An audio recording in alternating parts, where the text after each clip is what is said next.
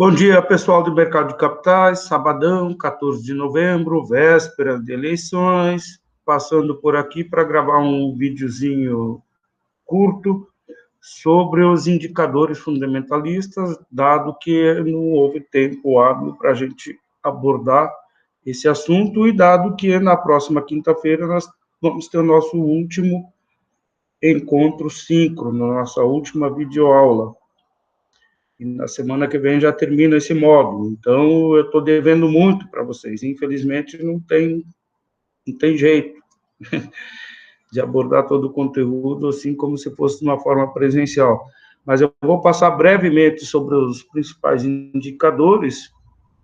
E aí, por favor, dúvidas aí vocês me encaminhem que a gente comenta na quinta-feira. Ok? Eu vou compartilhar uma tela aí de apresentação com vocês.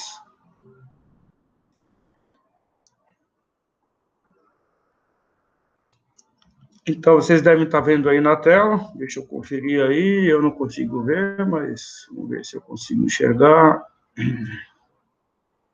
Tá, a análise fundamentalista, então, ela aborda os principais indicadores fundamentalistas. Notem, o termo já diz, fundamentos da empresa. Eu acredito que qualquer um de vocês, se for receber uma proposta de entrada de sócio numa empresa, uma proposta de um amigo, de um colega, de um parente, enfim, vai se fazer algumas perguntas básicas. Essas mesmas perguntas nós temos que fazer quando a gente toma uma decisão de comprar ações de uma empresa, porque na prática, de verdade, você está se tornando sócio dessa empresa. Então, para quem trabalha em banco aí, por exemplo, ou tem algum parente aí que trabalha, Banco do Brasil, por exemplo, que tem a Santander, Itaú, que tem agências aqui em Sinop, e tem ações listadas na Bolsa, se tiver algum parente, algum amigo, algum conhecido que trabalha nessas instituições financeiras, pode dar dica, compra uma açãozinha lá do Banco do Brasil, você pode entrar na agência na segunda-feira e olhar para o seu superior, para o seu gerente e dizer, ele é meu funcionário, porque eu também sou dono dessa empresa, com uma açãozinha só. Não interessa a quantidade, o tamanho que você é sócio. Interessa é que você, de fato, legalmente, passa a ser, sendo acionista, passa a ser sócio e, portanto, dono da empresa. Tá bom? Mas isso aqui é só um... Vamos lá, os principais indicadores fundamentalistas são divididos em 5 categorias, né? O índice de liquidez, atividade, desculpem aí que eu estou atropelando, é em função do tempo mesmo. Uma outra categoria dos indicadores fundamentalistas, endividamento, rentabilidade, e aí, por último, a categoria dos indicadores de mercado, que essa categoria em especial eu peço que vocês foquem mais. Então, liquidez, para quem é da área de contábeis sabe, né, que os índices de liquidez, eles dão uma noção da capacidade da empresa fazer frente aos seus compromissos. Então, nós temos a liquidez corrente, que muita gente define como a capacidade da empresa de pagar as suas contas naquele ano, em um ano, no prazo de um ano, não é em um ano, tá? Me desculpem aí o pessoal da área de contabilidade. A liquidez corrente faz referência à capacidade da empresa fazer frente aos seus compromissos no mesmo exercício fiscal. E, no caso do Brasil, o exercício fiscal vence sempre em 31 de dezembro. Então, se você for analisar a liquidez corrente da empresa lá em novembro, significa que não é o prazo de um ano, mas sim daquele fim do exercício que vai acontecer no mês seguinte. Ok? Daí tem a liquidez geral, que envolve o longo prazo, e tem alguns chamam de liquidez imediata, eu chamo ou aprendi como liquidez seca, é aquela liquidez que você, dos seus ativos disponíveis, você exclui os estoques. É porque a gente sabe que os estoques talvez sejam os ativos menos líquidos da empresa. Por exemplo, imagine uma empresa aí, uma indústria cerâmica aí, ela tem lá no pátio dela tantos milhares de tijolos e telhas, enfim, faz parte do estoque. Mas para contar isso como liquidez, como possibilidade de transformar isso no ativo mais líquido de todos os ativos, que é moeda, eventualmente a empresa vai ter que desovar aquele estoque baixando o preço, se ela precisar desses recursos de uma forma mais imediata. O índice de atividade afinal de contas, se a empresa aí tem demanda, não tem, o índice de endividamento. Eu acredito que vocês perguntariam isso para qualquer amigo, parente, conhecido que fizesse uma proposta para vocês para entrar de sócio numa empresa. Mas vem cá, a tua empresa não está muito endividada na praça? E a rentabilidade mas vem cá, esse negócio dá lucro ou não dá? E os indicadores de mercado que eu vou explicar mais detalhadamente em seguida. Então, só queria fazer aqui uma parte, ó. As 3 primeiras categorias, indicador de liquidez, de atividade e de endividamento, nos passam uma medida de risco desse empreendimento. É a quantidade de risco que eu estou me expondo ao me tornar sócio dessa empresa. E as 2 últimas, rentabilidade e mercado, me dão uma medida de retorno desse investimento. Lembram lá na frente, não sei se vocês viram os audiozinhos desde o início, eu confesso que os meus vídeos, nem eu próprio não tenho muita paciência para assistir, porque eu não tenho eu não fui treinado para ser um apresentador de mídia, então, às vezes, até eu mesmo não aguento assistir os vídeos que eu gravei. Mas lá na frente eu devo ter comentado, né, que tudo está relacionado com risco e retorno. Quanto mais risco, quanto mais retorno você exige num investimento, necessariamente maior vai ter que ser a sua exposição ao risco. Não acredite naquelas promessas de alto retorno e baixíssimo risco. Isso não existe, tá? Tá bem ilustrado nesse gráficozinho que segue abaixo aí. Você tem no eixo vertical aí o retorno, simbolizado pelo cifrão da nossa moeda, e no eixo horizontal o risco. Se você não gosta de se expor muito ao risco, você também vai ter um baixo retorno. Na medida em que você exige um retorno maior, necessariamente você vai ter que se expor a um grau de risco maior. Os 2 extremos são caderneta de poupança, bota seu dinheirinho na poupança, que hoje está perdendo para a inflação, é muito segura, a aplicação na popular caderneta de poupança é muito segura, mas o teu retorno também é. E qual é a medida de risco que está embutida aí? É o que está acontecendo hoje. Poupança, uma aplicação na poupança, essa aplicação vai perder poder de compra, dado a inflação. Né? E o outro extremo, o altíssimo retorno exposto ao altíssimo risco, lá bem na direita, o melhor exemplo é uma aposta numa fezinha na Mega Sena, por exemplo. Você aplica 4, não sei quanto que está hoje, uma aposta na Mega Sena, você aplica R$ esperando ganhar 200 milhões. Olha o percentual de retorno desse investimento. Só que olha o risco também. Eu não conheço ninguém, sinceramente, não conheço nem parente, nem amigo, nem ninguém que um dia ganhou na Mega Sena. Mas tem gente que ganha, enfim. Aí, rapidamente, passando pelos indicadores. A primeira categoria, indicadores de liquidez, tem aí nos slides, tem no texto também. Eu acho que eu até coloquei alguns exemplozinhos ali. E eu acho que vocês tranquilo, principalmente a maioria é da área de contabilidade, mesmo quem for da área de economia teve disciplinas de contabilidade, pessoal da ADM também, talvez o pessoal que é da engenharia ou da tecnologia da informação, talvez nos conceitos tenha um pouco mais de dificuldade, mas também basta entrar lá no Dr. Google, lá, liquidez corrente, tá?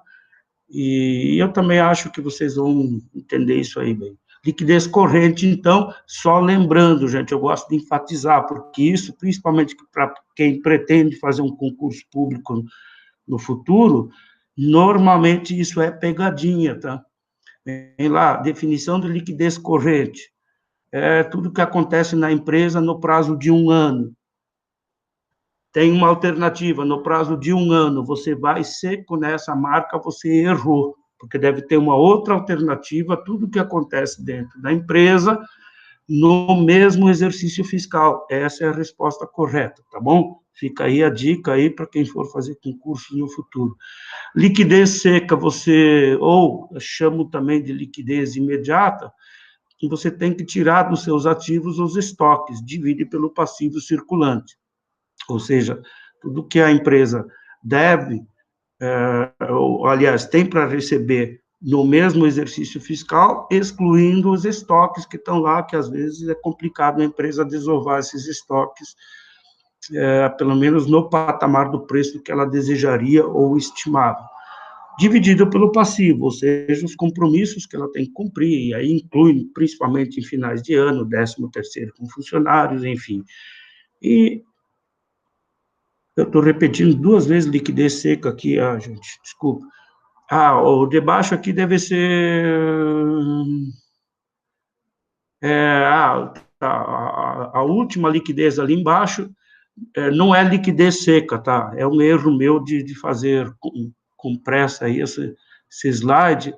O último lá embaixo chama-se liquidez geral. É igual ao ativo circulante, também está errado isso aí. É o ativo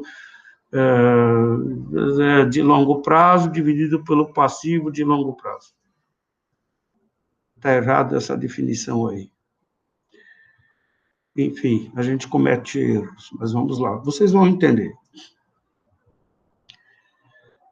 Depois nós temos uma outra categoria dos indicadores, também dentro dessa, o giro do ativo, margem líquida, ciclo operacional, ciclo financeiro. Teria que ter tempo, teria que ter uma lousa aí para explicar.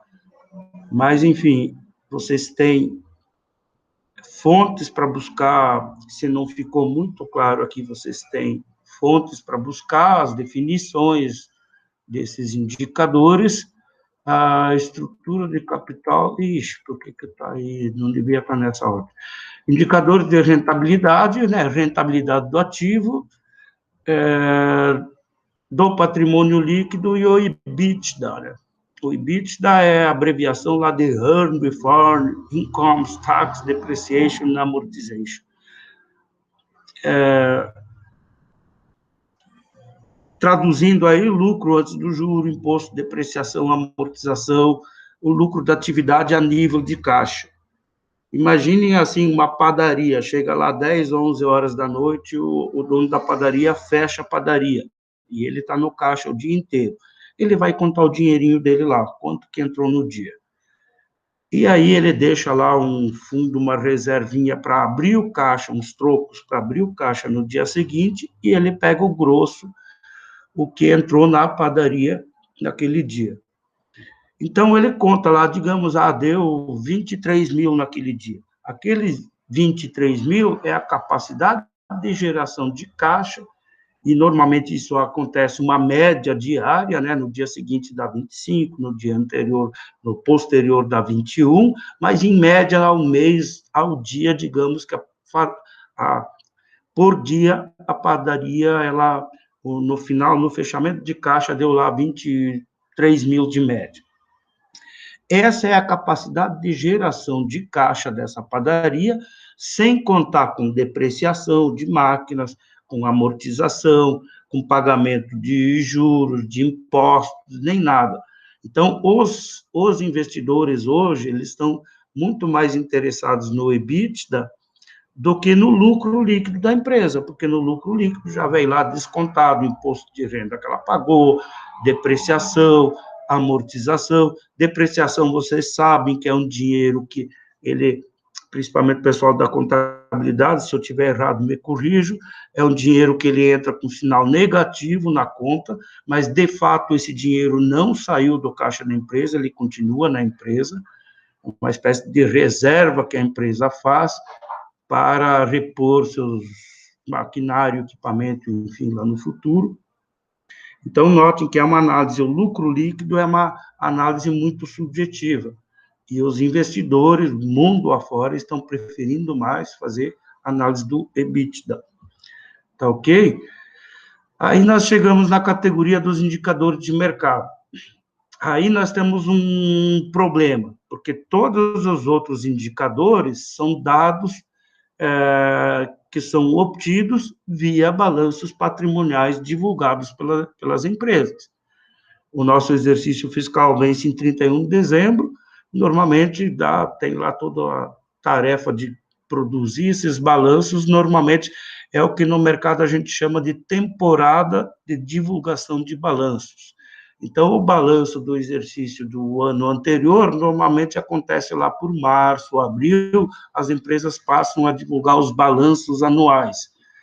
E aí tem os balancetes trimestrais também, que daí tem os seus períodos de temporada. Mas note que todos esses indicadores são com dados cristalinizados lá nos balanços das empresas. E esses balanços, eu não preciso nem dizer que eles passam por auditorias externas, aliás, e eles são lá, esses auditores externos assinam esses balanços. Então, você pode confiar nesses números. O problema é que, quando esses balanços são divulgados, muita água já passou por baixo daquela ponte. Então, imagine um balanço de 31 de dezembro de uma empresa divulgado lá em março, janeiro, fevereiro, março, por exemplo. Por coincidência, nesse ano, em março, nós já vivíamos a pandemia. E em 31 de dezembro, quando os números foram cristalinizados, não havia pandemia. Não havia nem indício de pandemia lá em dezembro do ano passado. Então, só lembrando dessa questão temporal, tá? Os balanços são uma foto de como a empresa estava naquela data específica, ou até aquela data específica. Hoje, essa foto não pode não mais representar exatamente da situação da empresa. Quando você pegar lá em março o balanço divulgado em 31 de dezembro, lá em março a realidade pode ser totalmente diferente. Então, só tem que tomar um cuidado nesse sentido, dessa questão temporal, tá? E quando nós vamos para os indicadores de mercado, aí nós temos mais um complicador. Qual é o complicador? Note, por exemplo, o primeiro aí, o PL, ele também é conhecido como múltiplo da ação, o PL. É o preço da ação dividido pelo lucro líquido por ação. Como que eu chego nesse lucro líquido por ação, professor? É fácil, você olha no balanço o lucro líquido que é apresentado, e o próprio balanço patrimonial tem lá no final dele a quantidade de ações emitidas. Pega o lucro líquido e divide pela quantidade de ações emitidas por aquela empresa. Pronto, aí você tem um lucro líquido por ação. E o preço lá em cima é uma equação, né? O P dividido pelo L, o preço dividido pelo lucro líquido por ação. O preço, qual que é o preço? É sempre o preço de fechamento lá da bolsa. Então, percebam, o preço que é negociado lá na bolsa, ele muda todo dia. Imagine uma empresa que divulga um balanço lá de 31 de dezembro, e você tem acesso a esse balanço lá por março, você vai pegar o lucro líquido por ação, é o de 31 de dezembro, e o preço é o preço corrente do dia que fechou, do dia que você está analisando aquele preço que está acontecendo na bolsa. Então, nós temos a questão tempo ali também, tem um período aí que acontece, ó, o denominador lá embaixo, lucro por ação, é do exercício anterior, e a variável preço é o preço que aconteceu antes. E o PL, ele me dá uma indicação, né? O tempo de retorno do investimento. Quanto mais próximo de zero, melhor. Tem lá as observações em vermelhos aí. Quanto mais próximo de zero, melhor. Por quê? Quanto mais uma empresa que apresenta um múltiplo ou um PL de 5, por exemplo, indica que eu investindo nessa empresa, eu vou demorar 5 anos para recuperar Ou eu, aliás, não. A empresa vai demorar 5 anos para ter o retorno daquele investimento. Certo? O PL, portanto, dá uma noção de tempo de retorno. Portanto, se a outra empresa do mesmo setor, do mesmo porte, me apresenta um PL de 3, por esse critério, é preferível aquela que me dá um retorno, ou um retorno ao investimento da empresa, num tempo menor. Tá? E aí eu coloquei uma observação aí, esse PL, muitas vezes vocês vão olhar os PLs das empresas, no site, vocês encontram, daqui a pouco eu vou dar a dica de um muito interessante, muito bom, ele pode ser negativo, porque o resultado dessa equação pode ser negativo. Qual que é a parte dessa equação que vai ser negativa? Se o resultado final for, se o PL resultou num valor negativo. O preço jamais vai ser negativo, né? O preço da ação não vai ser negativo. O preço lá da ação estava 10, caiu para 8, para 6, para 3, caiu para 1, ele ainda é positivo. Se cair para 0, ele não vai se tornar negativo. Sabe por quê? Se o preço da ação for 0, eu vou dar uma oferta gigantesca de compra. Se é de graça, eu vou querer. Não vou nem analisar a empresa. Está de graça, como diz o ditado, de graça até injeção na testa, né? Então, o preço da ação nunca vai ser 0. Então, para transformar o resultado dessa equação em negativo, um dos dois componentes dessa equação tem que ser negativo. O que pode ser negativo? O lucro da empresa. Num determinado exercício, a empresa apresentou um lucro líquido negativo, ou seja, apresentou prejuízo. Então, o PL pode ser... Aí eu coloquei uma observação, quando o PL dá negativo, quanto mais negativo ele for, para mim, melhor. Porque daí eu vou lá no balanço olhar por que esse lucro deu tão negativo. Aí eu vou olhar, poxa, a empresa fez um investimento gigantesco numa nova fábrica. Por isso que o lucro desse exercício deu negativo. Só que esse investimento gigantesco nesse ano, amanhã, vai se transformar em resultado e vai aumentar o lucro da empresa como um todo.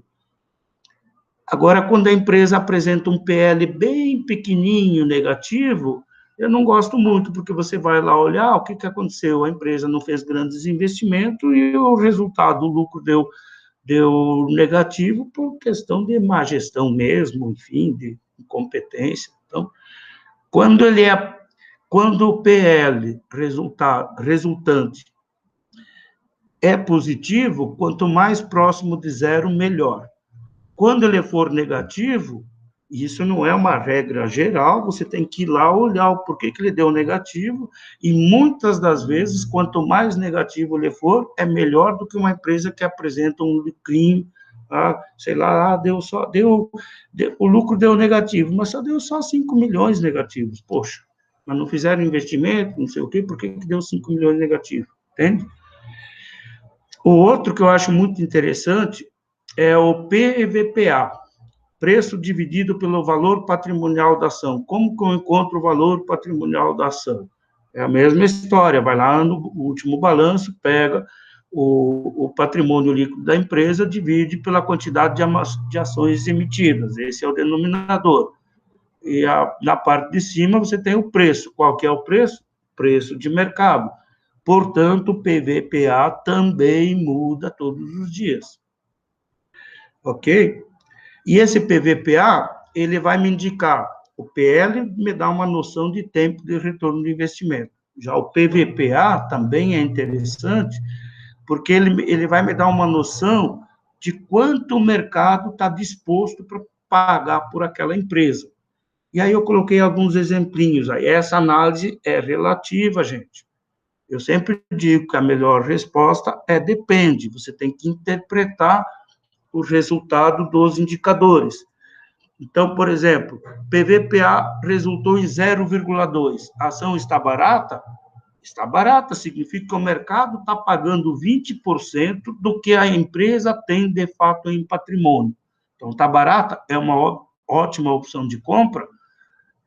Teoricamente mas é relativo, já vou explicar por quê. No outro extremo, Uma outra empresa apresentou um PVPA de 5. O que significa? Que o mercado está pagando 5 vezes mais do que aquela ação vale. Ah, então ela está muito cara? Teoricamente, sim. Mas, de novo, isso é relativo. Vamos lá. Ah, desculpa, eu não coloquei aqui. Digamos que a PVPA da empresa que está muito barata é 0,2, ou seja, a empresa está pagando, o mercado está pagando 20% do que ela vale, vamos dar nome a essa empresa. Digamos que seja aquela fábrica italiana lá de máquinas de datilografar, Olivetti, que antes da era dos computadores, todo mundo tinha uma máquina de datilografar, todos os escritórios, as pessoas, quem queria se comunicar, tinha que ter uma máquina dessa. E eles ficaram aí um século aí, nadando de braçada no mercado e acumulando gorduras, aí, acumulando lucros. Porque era a Olivetti e a Remington nos Estados Unidos. A Olivetti é italiana, a Remington nos Estados Unidos, e daí tinha algumas outras fábricas aí, mas as duas principais eram essas. Hoje, quem quer comprar uma máquina de datilografar, gente? Quem?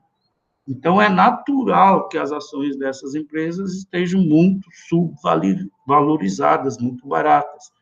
Por outro lado, PVPA de 5. O pessoal está pagando 5 vezes mais do que a empresa tem de patrimônio. Quem é louco o suficiente para tomar uma decisão dessas? Bom, vamos dar o nome aos bois. Imagine que isso aí seja a Apple ou a Microsoft, empresas que geram expectativas de amanhã estarem custando 8 vezes do que ela tem de fato em patrimônio.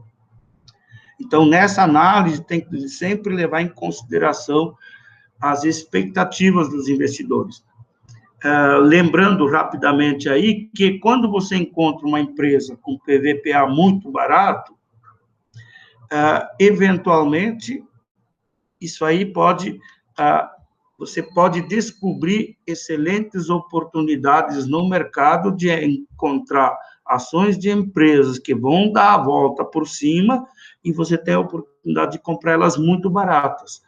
Por exemplo, vou supor, tá? Isso aqui não é uma fake news, tá? Não li nada sobre isso, mas supondo que essa empresa de PVPA 0,2, a 20% do que ela tem em patrimônio, como ela tem gordura acumulada de um século aí que ela lucrou vendendo máquinas de datilografar, ela invista forte na área de tecnologia e de softwares, e que daqui a pouco eles estão prestes a anunciar no mercado aí um software que dá um banho na Microsoft.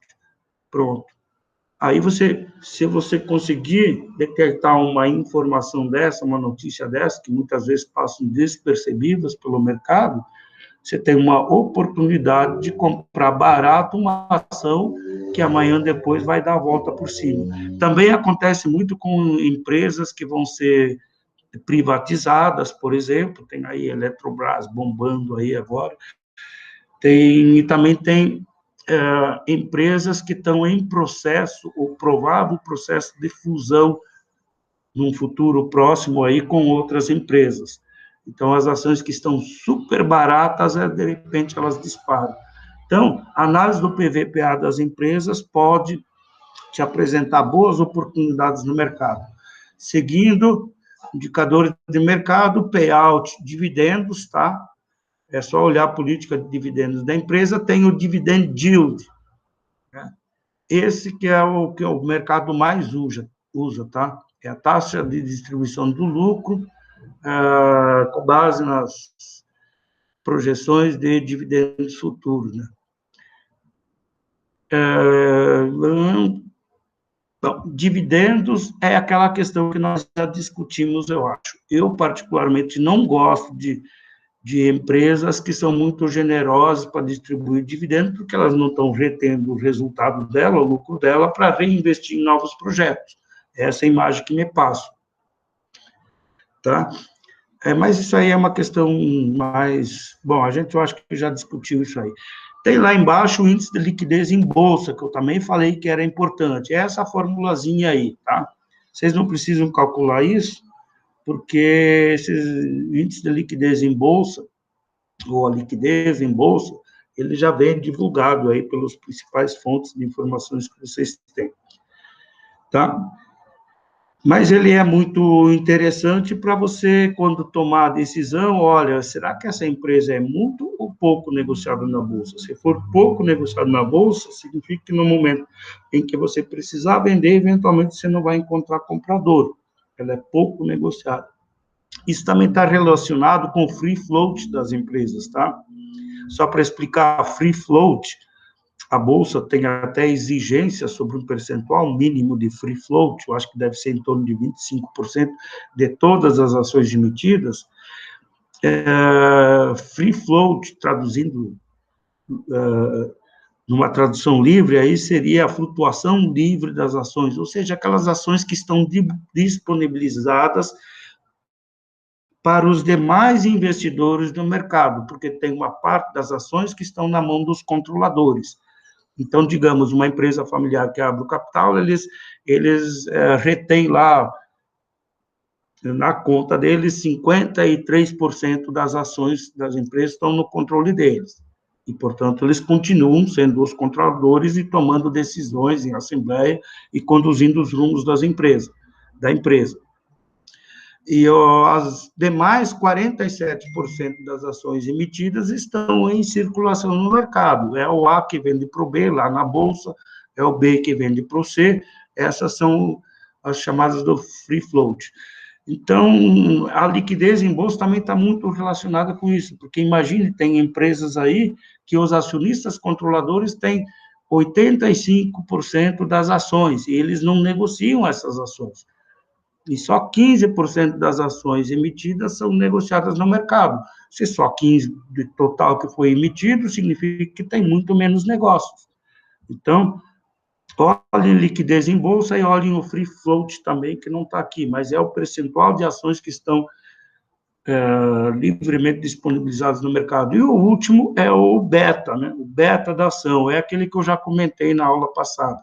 Ele mede a sensibilidade dos retornos daquela ação específica em relação aos retornos do mercado. Vocês podem ver aí que o beta nada mais é do que aquela equação de regressão que vocês conhecem na estatística, né? O RIT aqui é o retorno da ação I no período tal. Isso aqui deveria estar subscrito, tá? Mas na pressa aí eu não subscrevi. Então, é o R maiúsculo, o I minúsculo e o T minúsculo. É o retorno da ação tal no período tal, uma semana, um mês, um ano, enfim, que é igual ao ECA, que é o intercepto vertical, aquele componente fixo da equação de regressão, mais o beta da ação. O beta nada mais é do que a inclinação da curva de regressão. Então, aqui no exemplo, ó, quando o beta é igual a 1, significa que se os retornos médios do mercado que estão no eixo horizontal, se a bolsa subiu 1% num dia, a tendência é que essa ação também suba 1%, que é o mesmo 1 que está no eixo vertical, desculpe, que é o retorno da ação que eu estou analisando.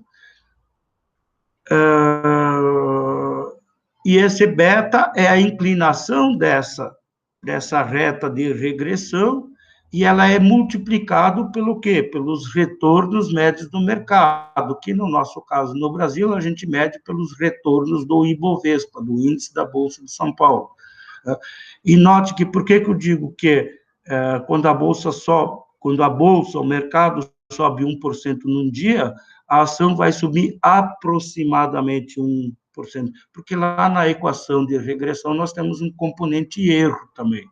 E esse componente erro, ele abraça tudo o que acontece que não é explicado pelo componente fixo e nem pelo componente ali da relação da sensibilidade dos retornos históricos da ação com relação aos... Esse componente erro, imagine, é um evento trágico que aconteceu ou no mercado ou na empresa, que não é explicado pelos históricos dos retornos passados, tá bom? E lá embaixo, no quadrinho azul, eu tenho lá, quando o beta for próximo de 1, indica que a sua ação ela tem um comportamento semelhante ao do mercado. A bolsa sobe 10% no mês, a tendência é que essa ação também suba 10%, e vice-versa. O vice-versa, infelizmente, é verdadeiro. Quando a bolsa cai 10%, a tendência é que essa sua ação também caia 10%. Quando a beta é maior do que 1, significa que essa ação tem comportamento agressivo em relação à bolsa. Ou seja, a bolsa sobe 10, ela sobe 15, 20%. Mas o inverso é verdadeiro. A bolsa cai 10% num mês ou numa semana, a tendência é que essa ação caia e caia mais forte. Aqui também eu acho que tem um erro. Não percebi. Aqui, quando o beta é maior do que 1, aqui esse sinalzinho deveria ser o contrário também, é mais um erro meu aqui. Quando o beta é menor do que 1, é só inverter esse sinalzinho. Quando o beta é menor do que 1, ou seja, menor do que 1 não é negativo, é de 0 a 1. Então, beta de 0,5, por exemplo, o resultado dessa equação aqui. O comportamento da ação é mais moderado em relação ao mercado, ou seja, a bolsa subiu 10% numa semana ou num mês, aquela ação subiu também, só que subiu menos, subiu próximo de 5%. Mas o bom é que quando a bolsa cai, entra num período de queda, a tua ação também vai cair, mas vai cair menos, tá? E tem também uma situação quando o beta é menor do que 0, ou seja, o beta é negativo. Nesse caso, o comportamento da ação é oposto ao mercado, ou seja, o contrário, quando a bolsa sobe, aquela ação cai. E quando a bolsa cai, a tendência é aquela bolsa subir. O caso mais clássico de beta negativo, ainda temos ações com beta negativo no nosso mercado hoje, mas na literatura aí, o exemplo mais clássico de ações com beta negativo eram as ações do Banco do Brasil lá nos anos 70, no período do milagre econômico da economia brasileira. Não preciso nem dizer que naquela época, nos anos 70, a maioria das ações que eram negociadas na nossa Bolsa de Valores eram empresas estatais, né? E tinha as ações do Banco do Brasil. Com aquele milagre da economia brasileira, o pessoal que tinha ações do Banco do Brasil vendia as ações do Banco do Brasil para comprar outras ações que estavam subindo mais. E aí foi só chegar o segundo choque do petróleo, em 1979, a economia do mundo começou a entrar em nuvens negras. O que esse pessoal que tinha lá atrás vendido ações do Banco do Brasil e foi explorar oportunidades mais melhores, aí, ações de empresas que prometiam mais, saíam do Banco do Brasil e compravam outras, portanto, a bolsa subia, porque as outras estavam recebendo compras, ofertas de compra, e o Banco do Brasil, a maioria das ações, o pessoal querendo vender, foi só vir o choque do mercado, o choque do petróleo em 79, aquela crise financeira global lá, o pessoal que tinha comprado outras ações pegou e voltou para o Banco do Brasil, porque entenderam que o Banco do Brasil é uma empresa do governo, tal, o governo não vai deixar quebrar. Então, se vocês olharem os gráficos, Banco do Brasil versus índice da Bolsa de São Paulo nos anos 70, vocês vão perceber que quando a Bolsa subia, as ações do Banco do Brasil caíam. Foi só a Bolsa, que representa o mercado como um todo, começar a cair, as ações do Banco do Brasil passaram a ser mais demandadas e passaram a subir, ou seja, beta negativo. Ok? Deixa eu ver. Tá. Aí o próximo tópico nosso seria de índices de bolsa, que eu vou falar na quinta-feira, e também daí na quinta-feira nós vamos ter que entrar na análise gráfica. E eu vou passar bem rapidamente, porque nós só vamos ter o encontro da quinta-feira. Então, portanto, leiam o conteúdo, se tiver dúvida, vocês por favor, me encaminhem. Só um detalhe aqui no cálculo do beta, você pode perfeitamente calcular no Excel, tá? Você bota os retornos, nota que eu estou falando de retorno, e não de preço. retorno da Bolsa. Como é que você acha o retorno? Pega o fechamento da Bolsa, que está lá em 100 e tantos mil pontos, agora, não lembro quando que fechou na sexta, coloca numa coluna, e na coluna seguinte, é só quem tem uma familiaridade aí com o Excel, é só entrar com uma fórmula, né? Vai lá no segundo dia, lá, pega o preço, os pontos da Bolsa de hoje, divide pelos pontos de ontem, menos 1 vezes 100, você tem na coluna seguinte os retornos da Bolsa de um dia para o outro. E pega a ação que você está analisando e faz a mesma coisa, lembrando que você precisa ter aí um número grande de observações. Um ano de bolsa dá mais ou menos 252 dias úteis. Então, se quer calcular o beta de uma empresa no período de um ano, você precisa ter 252 observações, mais ou menos, tanto de fechamento de bolsa, quanto fechamento daquela sua ação. E aí, colocando lá no Excel, colocando lá embaixo, é muito fácil, é só entrar com uma formulazinha lá, ir lá nas funções do Excel e procurar igual a variável dependente, a variável explicada, que é o retorno da ação, em relação à variável explicativa, que é os retornos do mercado. E você entrando lá em funções no Excel, ele vai te pedir, vai abrir uma janelinha de diálogo e vai pedir, entre com a variável explicativa. Você vai lá e marca todos os retornos das ações daquelas 252. E na outra caixinha de diálogo, variável explicada. Vai lá e marca todas aquelas da linha A, da linha, da coluna B, o C, o D, sei lá, 2 até a 253 lá. Marca e dá um Enter. Só que note, nas funções do Excel tem uma função lá chamada beta. Não é essa função. Se forem calcular pelo Excel, procure lá no Excel a função inclinação, tá? Essa função inclinação é que vai te dar o beta daquela ação, porque a inclinação nada mais é do que a inclinação da curva da reta de regressão que nós conhecemos lá da estatística. Tá bom, gente? Na quinta-feira eu vou tentar passar alguma coisa sobre as estratégias gráficas. Na sexta de manhã, eu passo para vocês a terceira e última atividade, e vocês vão me responder ela, me encaminhar ela até na próxima terça-feira, que é o dia que termina o nosso... Na terça-feira da outra semana, no dia 24 de novembro, tá? Que é quando termina o nosso módulo aí, ok? Bom final de semana para vocês, fiquem bem, votem conscientes, né? E bons estudos. Deixa eu desconectar aqui agora.